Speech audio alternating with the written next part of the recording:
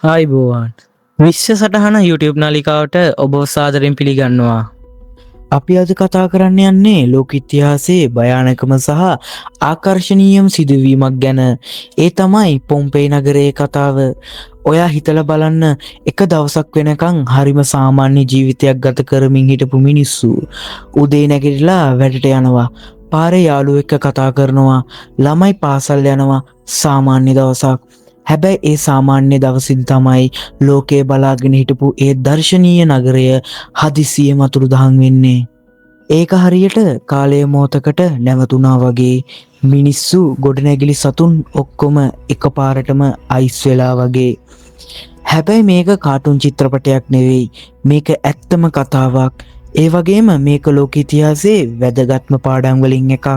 අපි අද විශ්ව සටහන තුලින් පොම්පයි නගරයේ සිදුවුණු ඒ කුරිරු සිදුවීම ගැන සොයා බලමු. පොම්පෙයි කියන්නේ පුරාණ රෝමානු නගරයක්. ඒක තිබුණේ අද ඉතාලියේ නේපල්ස් නගරයට ආසන්නයේ. මේ නගරය ඉතාම සුන්දර සහ පොහොසත් නගරයක්. මහා රගහල්, දේවාල, වෙළඳපොළ, ඒ හැමදේම මේ නගරයේ තිබුණා. විශේෂම දේ තමයි මේ පොම්පෙයි නගරේ පිහිටා තිබුණේ වෙසුවියස් කන්ද අසල. ඔව්, ඒ ප්‍රසිද්ධ ගිනි කන්දක්. හැබැයි පොම්පෙයි වල මිනිස්සු එයාලගේ ජීවිතයට ඒ ගිනි කන්දෙන් කිසිම තර්ජනයක් තිබුණේ නැහැ. මොකද ඒ කන්ද අවුරුදු 1500කට විතර කලින් අවසන් වරට ක්‍රියාත්මක වෙලා තිබුණා. ඒ කියන්නේ අවුරුදු 1000කට වැඩි කාලයක් එයාලා ඒක ගැන කිසිම තැකීමක් කරලා නැහැ. දැන් මෙතන තමයි පුදුම හිතෙන දේ තියෙන්නේ. අවුරුදු 1500ක් තුල ඒ ගිනිකන්ද යටතේ ගොඩක් මැග්මා එකතු වෙලා තිබුණා. ඒක හරියට පීඩනයක් යටතේ තිබුණු බෝම්බයක් වගේ. ඒක පුපුරන්න ඕන මොහොත එනකම් බලාගෙන හිටියා. උදේ පාන්දරින්ම භූමිකම්පා රැසක් ඇති වුණා. හැබැයි පොම්පෙයි වල මිනිස්සු ඒවා එතරම් තැකීමකට ගත්තේ නෑ. මොකද ඒ ප්‍රදේශයේ භූමිකම්පා නිරන්තරයෙන් පැමිණෙන නිසා. ඉතින් දහවල් කාලය වෙද්දී වෙසුවියස් කන්ද එකපාරටම භයානක ශබ්දයක් නගමින් පුපුරන්න පටන් ගත්තා. ඒ ශබ්දය අහලා එතන හිටපු හැමෝගෙම හිත ඇතුලේ මරණ බයක් ඇති වුණා. ගිනි කන්දෙන් අඩි 1000ක් උසට අලු සහ පාෂාණ විසි වුණා. අහස එකපාරටම අදුරුණා. හරියට කළු වලාකුළක් පැතිරිලා තියෙනවා වගේ. මෙතනදී වැදගත්ම දේ තමයි පොම්පෙයි වල මිනිස්සුන්ගේ ප්‍රතික්‍රියාව. සමහරු එකපාරටම බීතියෙන් පලා ගියා. හැබැයි බොහෝ දෙනෙක් නතර වුණා. මොකද එයාලා හිතුවේ මෙය తాවකාලික අනතුරක් කියලා. තමන්ගේ ජීවිත, ගෙවල්, දේපල අතහැරලා යන්න එයාලට ඕන උනේ නැහැ. ඊට පස්සේ පැය කිහිපයක් යද්දී ගිනි කන්දෙන් පිට වුණු උණුසුම් වායු සහ අලු ධාරාවක් ඉතා වේගයෙන් කන්දෙන් පහළට ගලාගෙන ආවා. මේක හරියට හිම කුණාටුවක් වගේ. මේකේ උණුසුම සෙල්සියස් අංශක 500ටත් වඩා තිබුණා. එතන හිටපු අයට මොකද වෙන්නේ? එයාලට පලා යන්න වෙලාවක් තිබුණේ නැහැ. ඒ උණුසුම් අලු ධාරාව තප්පර කීපයකින් මුළු පොම්පෙයි නගරයම වෙලා ගත්තා. මිනිසුන් මරණයත් ජීවිතයත් අතර දැඩි සටනක නියැලුණා. ඒ අවාසනාවන්ත සිදුවීමෙන් පොම්පෙයි නගරයේ සියලුම දෙනාට මිය යන්න සිද්ධ වුණා. සුවිශේෂීම කතාව තමයි මේ සිද්ධිය වෙලා අවුරුදු 100 ගණනක් යනකම් පොම්පෙයි ගැන කවුරුත් දැනගෙන හිටියේ නෑ. ඒක අමතක වුණු නගරයක්. හරියට ඒක කවදාවත් තිබුණේ නැහැ වගේ මිනිස්සු ඒ ඉහළින් අලුත් ගම් ඉදි කරගෙන ජීවත් වුණා.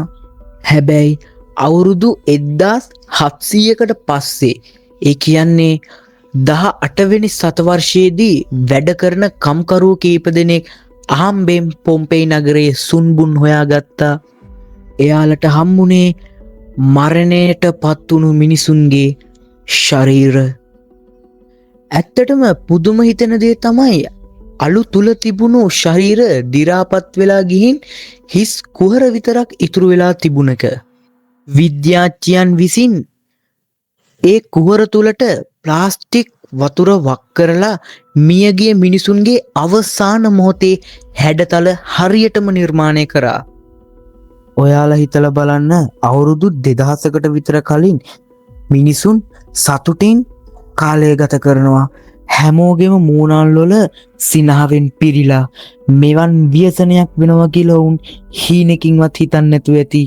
විද්‍යාඥයෝ විසින් හොයාගත්ත ඒ අලුත් තට්ටුව යට ඉතාමත් හොඳින් සංරක්ෂණය වෙලා තිබුණු නගර, ගොඩනැගිලි, මාර්ග, බිතුසිතුවම් වැනි සියලුම දේ එහි පැහැදිලිව සටහන් වී තිබුණා.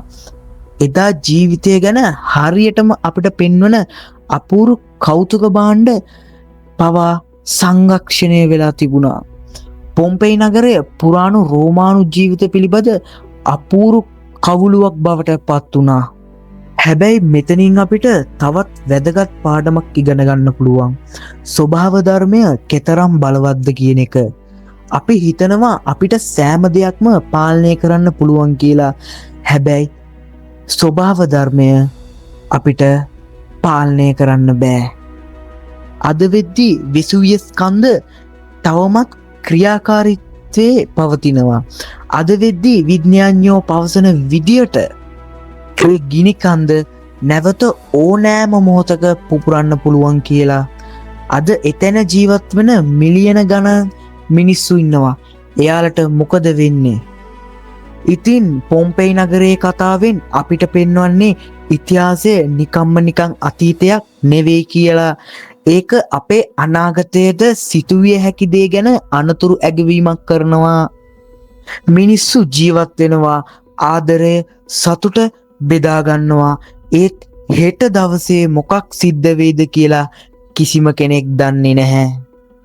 ඉතින් ඔයාට මේ කතාවේ වැදගත්ම කොටස මොකක්ද කියලා ඇහුවොත් මම කියන්නේ ඒක තමයි ජීවිතේ වටිනාකම අපට මතක් කරලා දෙන එක. එදා පොම්පෙයි වල හිටපු අයට මරණය ළඟා වෙනවා. එයාලා පලා ගියා. හැබැයි බැරි වුණා.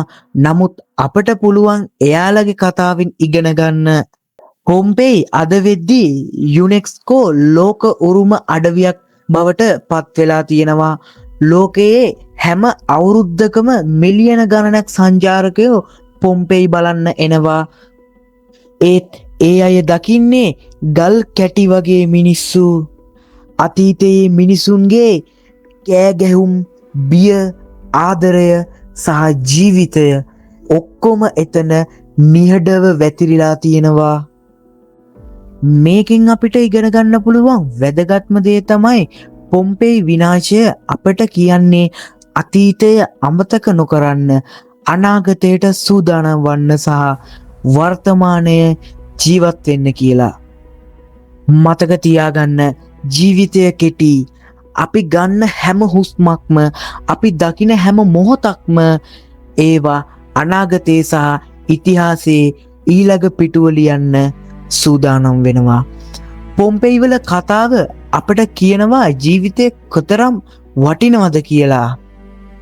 ඉතින් අදට මේ කතාව නවත්වන්නම්. ඔබගේ අදහස මොකද්ද? ඔයාට මේ කතාවෙන් ලැබුණු පාඩම මොකද්ද? ඔයාගේ අදහස කමෙන්ට් එකකින් අපිට දන්වන්න. අපි ඉක්මනින් අලුත් කතාවක් සමග හමු වෙමු. එතකන් සුබ ගමන්.